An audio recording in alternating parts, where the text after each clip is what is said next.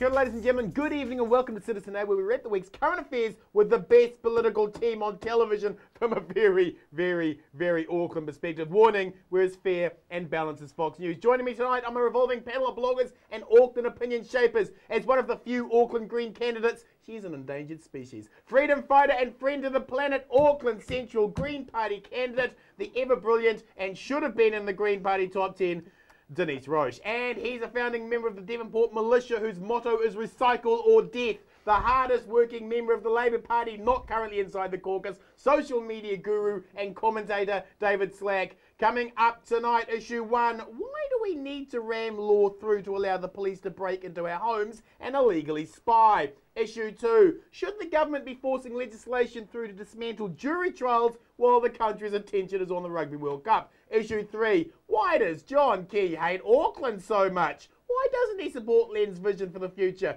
And we'll end the show on a final word, but let's kick things off with issue 1. So, it turns out the majority of the evidence used against the so-called Urewera terrorists was actually gathered illegally by the police. The response by the government is to ram through new police powers, making it legal for them to enter our homes to plant spy cameras. David, we are looking less like a democracy and more like a functioning police state. Why are we ramming legislation, making it easier for the police to break into our homes and spy on us? Because they think they can. That's the simple answer. When I heard that they were doing this, I was gobsmacked. I thought, you can't be serious. You've lost, so you're just trying to change the rules. Do you not understand about retrospective legislation and how repugnant that is? Do you not understand that just because the court has said you're wrong doesn't mean they might not have a point? You know. But then I looked at how it played out, and I saw that what we've had so many times recently now was playing out again, which is a voting populace that is happy to say, I like that Mr. Key, I like what he's doing, doesn't bother to find out what the argument is, what the problem is, just looks at what they're saying, which is usually a variation on, we're sorting this out or we're tidying this up, and they say, yeah, that's good, you're sorting it out, you're tidying up, go on you, John, go the All Blacks. And what hope have you got? What hope have you got? God, it's dispiriting. Go the All Blacks. There you go. Police can break into our homes and spy on us. Go the All Blacks. Denise, the police say they need this new power because they have 50 other cases ongoing. Doesn't that mean that there are 50 other New Zealanders the police are illegally spying on? Since when was we break the law lot, so you have to change the law, a justification for changing the law? Yeah, well, I get really, really worried when the police are actually breaking the law, when they're the ones that are supposed to be upholding it. And then when the government comes in and says, well, because we've broken the law, we now have to change the law, we're getting into some very slippery stuff here. Really, we've got a decision from a judge. You know, we hold these people up to be the highest in the land in terms of decision making. It's the Supreme Court. It doesn't get much higher than that. Damn right. So we don't like that. We're going to change it. And oops, actually the police have done it a lot, so we've got to change it fast. Bollocks. The Greens, of course, have had many members who have been spied on for all of their lives since they were children, and apparently the sex lives of Green Party members was important enough for the SIS to spy on. Do you feel, as a Green Party candidate, that there are enough checks and balances in place at the moment? Yeah, I do. I absolutely do. That's what the judiciary is for. Right. And I mean, I guess it leads into the other topic, which we'll comment on later. But really, our whole justice system is there to ensure that the state doesn't run amok.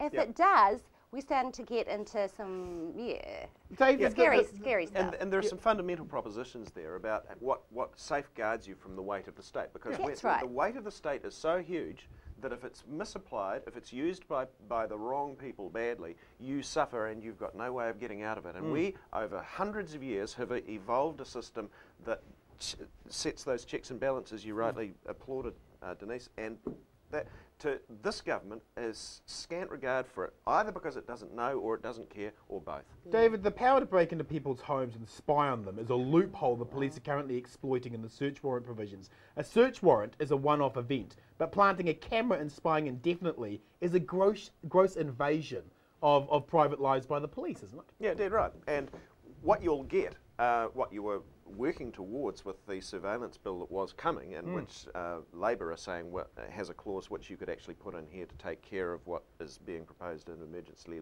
legislation we haven't seen yet, does consider in with some care just how you might go about that, which is to say, well, no, you won't just make it open-ended, you won't just make it prospective, you'll have to persuade a judge that this is why you're putting it in here, why this is the reason why you're going into private property, why you're putting a camera there, and here are the terms and conditions upon judicial oversight, right? Yeah. And how could you think that that wasn't a good idea? You know, the state has so much power that you have to be sure that it's always used with care and justification. Denise, the police and government claim this power is needed to fight the gangs. Yet the legal definition of a gang for these powers to be enacted is 3 people who know each other. For all intents and purposes, the 3 of us knowing each other reaches the threshold to break into our homes and spy on us. Are New Zealanders getting conned using gangs as the excuse?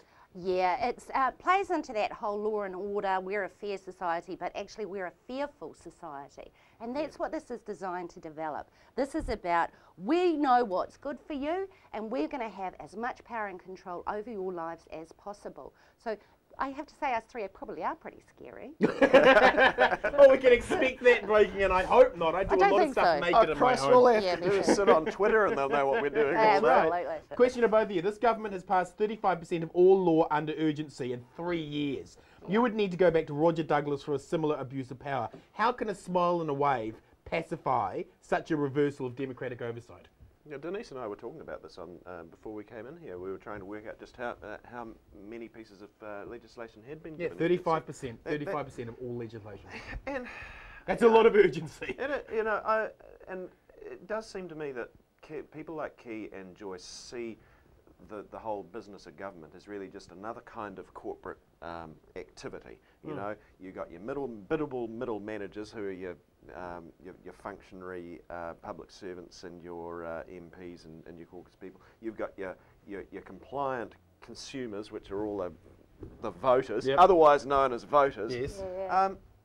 And these are people who either haven't been interested in or have learned about but don't think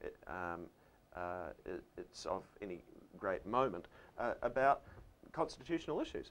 And when you get that sort of scenario, you've got a problem. So we've had over 18 laws passed in 3 years under urgency, no select committee process, no public scrutiny. This isn't a left or right issue, is it? This is actually just bad lawmaking, surely. Well, it's actually a dismantling of democracy as well. Let's put it really simply. When you say we're not going to discuss this is an urgent issue, and you know, take the issue with the spy. You know, we can spy on your homes. If you take that and say we're going to shove that through under urgency with no scrutiny whatsoever from the populace, then you're looking at a dismantling of democracy. We should all be able to comment, and if you combine that with some of the actions that this government have taken, you look at what happened with the super city and the speed and haste that's been shoved through. That's right. You look at what's happened with dismantling the council in Christchurch after the quake, and also before that dismantling the regional council because they didn't agree with their water policy. That's right. So, you know, I'm starting to get a bit paranoid here, but I don't think I'm necessarily unrealistic. Who wins, who loses when we ram police powers through Parliament? Who wins, who loses? The people of New Zealand lose because they don't think so. They think it's great. They keep loving that John Key. No, you talk about the sleepy hobbits. I look at the News Talk Z brainless. News Talk Z brainless. I would say that rugby is the opiate of the masses at the moment, and that you can do anything at the moment. And get it through. And get it through, because we've got the Rugby World Cup, and let's... Who wins, who loses? Who wins, who loses? Who loses? Working people. Yeah. Working people and people who don't have the same power that those in the elite do. Thank you, panel. Moving on to issue 2. So while New Zealanders' attention is on the Rugby World Cup, the government have decided to dump jury trials for all crime that carries a 2-year sentence, creating a justice system that goes from being blind to one-eyed. David, National have a history of suggesting 100% crazy and adopting 80% crazy, so they make it look a little slightly less crazy. Mining on Great Barrier, forcing mothers back to work 6 weeks after birth, and now National have gone from denying jury trials for sentences of 3 years to 2 years. How does John Key get away with this? How does he get away with this? I think some of those ideas we've just been tossing around have a lot to do with it. You know, I think there was something about voting this lot in that suggested that people were sick of thinking about politics if they had been. Right. They're just not actually interested in politics, and they liked the idea of somebody who could give them the fiction that actually if you run the country like a business, you don't have to think about politics. But the fact is, and this really goes back to what we were talking about a moment ago, when you're fast and loose with your democratic system and your judicial system, mistakes happen. And if you go back to the Think Big era, where you had Muldoon saying, no, we just want to push ahead, we're not going to bugger around with your democracy and the strength of the courts, I'm going to say what's going to happen here. And you got things like the Clyde Dam being built, which was so full of cracks that it was a huge cost overrun. It was a danger to anybody who lived down water of it for years. And it's a perfect example of why one person thinking they know everything and everybody should just fall into line is a really dumb idea. Now, the same thing goes with the judicial system. You can say, look, I want to get things more efficient, but as soon as you start making that sort of argument, which is the one Simon Powell's been making about this jury trial idea, you lose track of the fact that mistakes get made, accidents happen, and thank God we don't have the death penalty in this country, but right now in America... Give him time, give him time, Dave. They'll work that in. I'm sure that's an election promise. Right now, as we're recording this, there's a poor man in Georgia who's about to die, even though there are so many people outside that prison. 7 out of 9 witnesses have come forward and recanted, haven't they? And somebody rightly said, you know, when you have to put riot police outside the place where justice is being served, you have to ask if justice is really being served. Denise, TVNZ have spent more time on the personal welfare of Happy Feet than losing the right of jury trials. Do you think New Zealanders are aware of what is happening, and should the government be making decisions this huge during the Rugby World Cup? Well, I've said it before, the Rugby World Cup is that smoke screen, it's the opiate that we're all being fed to keep us quiet. If you look at what they're doing, in the lead up to the Rugby World Cup, to dumb down our media, for example, the changes to the charter, for example, and TVNZ are now coming out and saying we're going to be more commercial. So the How are they going to be more commercial? More How is that reality. even possible? Maybe they'll be live screening from those cameras that they're putting inside people's homes. But you know what I mean? What they're doing is they're saying to the media, you cannot be independent, and that's what we need. We need that in order to be able to critique what's happening with our democracy, our parliament, what's happening with the judiciary, all those sorts of things. Now, when the media takes a holiday and just looks at rugby, we're all stuffed. So, you know, good on you for the blogs, guys, actually. I seriously doubt that most New Zealanders are aware that jury trials are about to be ended. I don't think they have any idea. No, I agree with you there. In certain circumstances. Don't over-egg it, they'll say you were hysterical. It's for sentences under 2. David, a 2009 report into Judges showed some weren't intellectually up to the job. Won't allowing the judiciary to be judge, jury and executioner simply see them rubber stamping guilt sentences. Isn't that what we're going to get? Yeah, there is something quite magical about what happens in a jury room sometimes that introduces a degree of common sense or understanding of human nature that pure application of the law doesn't always get you. And the whole way our Western society has developed, I think, demonstrates that having your peers involved in the administration of justice is a very important part of that whole mix. 11 out of 12 have to agree, don't they? That beyond reasonable doubt, you're guilty. You meddle with this stuff at your peril. You know, you certainly meddle with it at your peril if you do it without thinking about it carefully and with the consultation of a lot of people. And that's not really happening. Well, everyone who's worth their salt academically have come out and slagged these changes, haven't they? Yeah, and that should be a clue. It should be a clue. The rich can buy their own justice in New Zealand, but the poor will face judge-only trials alongside closed-circuit camera appearances. By removing independent oversight and consent procedures, aren't we creating the conditions via harsher sentences and restricted justice that are right for citizens to disrespect the process even further? Aren't we setting up a system where people are going to actually revile it rather than respect it? Yeah, I agree with you entirely. And I think what will happen is that we'll end up with even more poor and dispossessed and Māori and Pacifica people in our prisons than we've already got. And they are hugely overrepresented already. Isn't that Yeah, great yeah, news? that's That'll right. work Lock them wonderfully. up. But the thing is that just as we need a buffer between the state and the judiciary, we actually need the judiciary to have a buffer between them and those they judge. And that's where the jury is. Those are working people, people like you and me. And it's the ones who are not in the same class system as the judges, frankly, who are going to be done over the most, eh? Surely the only people who are going to be happy with this system are the private prisons, who are now going to be opening their doors for even more and more and more New Zealanders to be locked up, isn't it? Yeah, but you know, that's actually good for the GDP. Yeah, apparently, according to Judith Collins, it's actually a positive, isn't it? That's right, we've got growth going growth forward. out of prisons, growth going forward. Prisons, what is the point of efficiency if the quality of justice is degraded? What is the point? There is no good point. If the quality of justice has to be as high as it can possibly be. If we've got the highest rate of incarceration in the Western world, bar the United States, that's got to be some kind of clue that we're stuffing it up. And just trying to make that system more efficient, it seems to me, is very unlikely to get you a resolution of that problem. The argument is, of course, that Simon Power is moving forward with that justice delayed is justice denied. But if the issue is really about efficiency, why not build more courts? Yes. Yeah, true. I mean, if that's the whole issue here, right, about efficiency, then build more courtrooms. Well, surely. actually, let's move back a step and let's prevent people breaking the law in the first place. Let's do something about the dispossessed before they start to riot in the streets and break down windows. And we do that by reducing the gap between the haves and the have-nots. Dead right.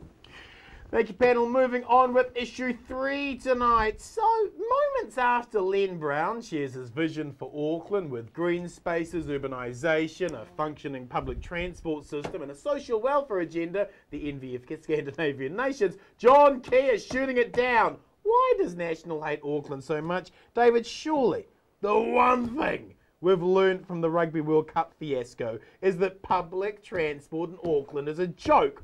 Why does the government refuse to see that? Because John Key goes to his meetings in a helicopter. I mean, really, this is a kind of a Koru Lounge management. And you saw it the other day with their response to, well, their whole approach to Party Central. Because they came up with the stupid thing in the first place. And then when it went wrong... Blame Len Brown! Yeah. Oh, you didn't find a way to get 200,000 people to this place where there's room for 10,000. What kind of idiot are you? Yeah. Now, it's exasperating. And unless you are a person of the people, you're not really going to have a good idea about what to give the people. Right. And so you're not going to understand what it's like to sit on a train coming in from South Auckland in the morning. You're not going to understand what it's like to live in the part of town that isn't leafy and pretty like Parnell. You're not going to understand what regular life is like for regular people in this city. And if you can't understand that, then you're not going to grasp why it's important to make the changes Len Brown has proposed. We've got billions to spend on pointless motorways that don't do anything other than create more bloody motorways. So it's not a question of money. Why are we shoveling all of this money into motorways? Why? Yeah, well, see, I reckon it's Stephen Joyce's approach to everything. Because you was look he at beaten up by a train as a child? Is that it? Why does he hate trains so much? No, I did have a theory about that. I figured that when he was growing up in New Plymouth, one of the Flash kids had a banana seat on their bike and he never did. And the people who wanted that grow up wanting a Holden with spoilers, you see? And they never get out of the car fixation. Right. But seriously,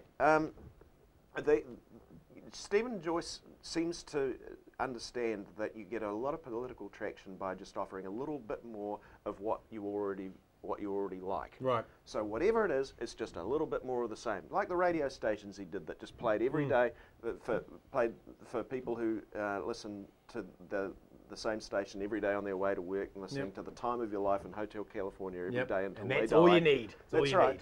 Well, it's the same with the politics, you know, the same again, the same again. So roads again, roads again, roads again. Oh, you run out of room, here's another road. You run out of room again, here's another road. And can't see that really more of old thinking. Yeah, it really old is. thinking. Denise, the government rammed the super city through, yet right when the super city is stepping up, the government don't want to listen. Is it because Len won and their boy John Banks didn't? Absolutely. Absolutely. Yeah. They had it all sussed. John Banks was going to be running the city. He's their old mate from the National Party. Well, guess what? They get him back now. Yeah. They will get him back, probably. And they can all play in the same blimmin' sandpit again. Yeah. But Len, he just really, really stuffed it up for them. And because he is an effective mayor. He's very well respected, and he's doing the right things. He's asking people what they want. He's coming up with the smart solutions, and you know, improving the public transport systems is a really smart solution. Building or spending $20 billion in the next 10 years on motorways is not the answer. And it's not, because what they'll do, they'll just fill up again. And so the public transport infrastructure is what we want. Have to say though, it's been underfunded in Auckland for 10 years. Yeah, so that predates, decades this government as well, you know. Absolutely. But I've got to say, Joyce coming in and saying immediately get stuffed is basically just it's sending a clear signal. We don't like you, Mayor. You can get stuffed. We want control of the city. They should be scared. We're quarter of the, you know, a third of the population. We're a third. We have the potential, if we're allowed to run amok, to actually take some control back from Wellington. What's the point, question to both of you, what's the point of the super city if the government refused to listen to it? What's the point? What's the point? What's the point? You hope the point will be that it will last longer than this government. You know, I've ranted. Is that all we've got? Is that it? I've ranted before on this show about Copenhagen and how in 1960 they were more or less the same as us, and today 30% of their population go to work on a bicycle every day. So everything about that city changed in the space of 50 years. That's what a 30-year plan for Auckland has in mind. Boulevards on Queen Street with trees. Oh, God, what's not to love idea. about What a great CBD idea. Loop? What's not to love? You know, that's what you get when you actually have a vision and you're prepared to put some grunt behind it. What's the point of the super city if the government's not listening to it? The point, again, was to dismantle our ability to control our own affairs. That's what it was. And I think that's what we're seeing is that the constant sort of takeover by central government and into local government activities is an example of that. So that's what it was about. It was never about delivering, you know, this, that and the other. The timeframes for that spatial plan is just horrific. And I've seen staff, they are just run ragged. Roger Blakely, who's an amazing person, he's the chief planner, and he just, you know, I think he must have aged 2 decades since he started the job. Question to both of you, very, very quickly on this. Was the way Len Brown was publicly slapped by Murray McCully a disgrace? Well, Murray McCully is a disgrace. Okay, beyond Murray McCully being a disgrace, Yes, it was. slapping down Len like that was outrageous, wasn't it? It was outrageous, and then he had the gall to pretend he didn't realise he was doing it.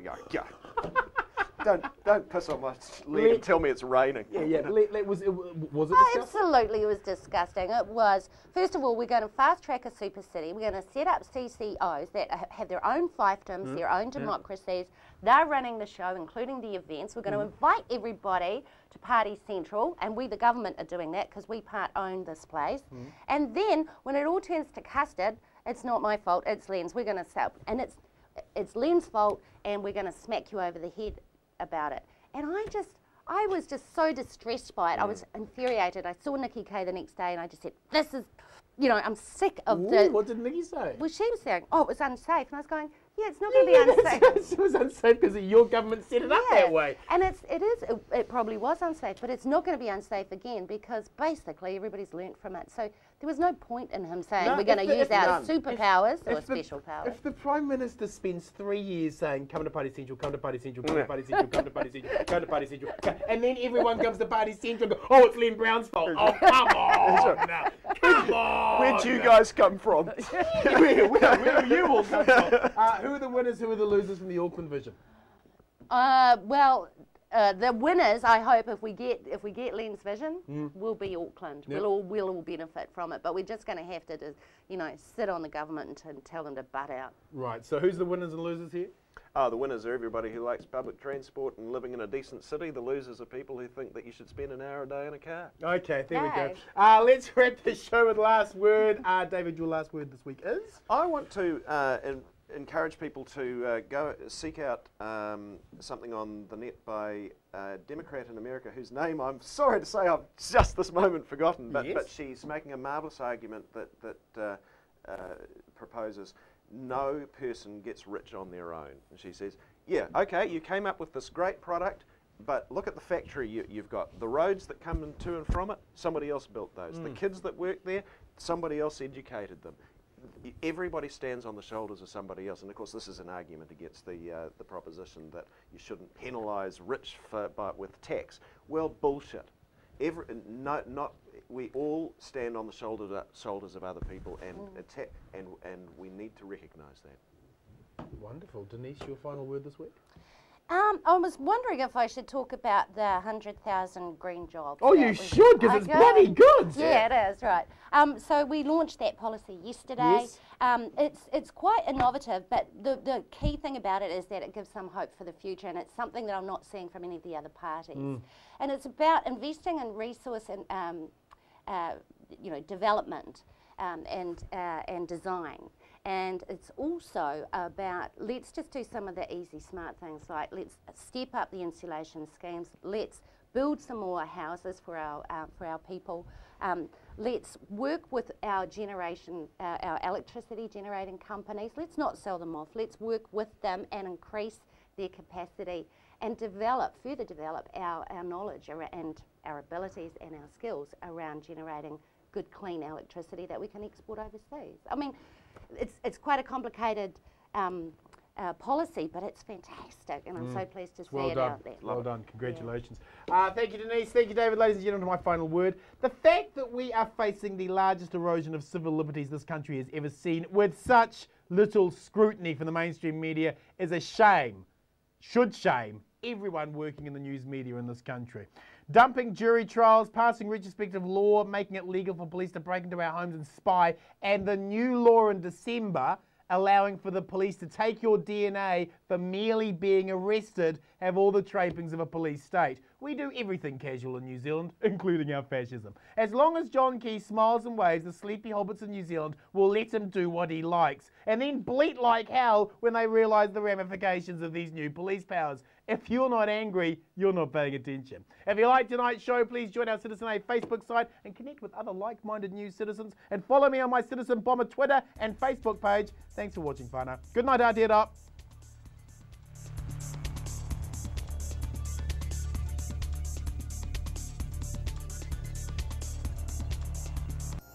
Supporting local content so you can see more of New Zealand on air.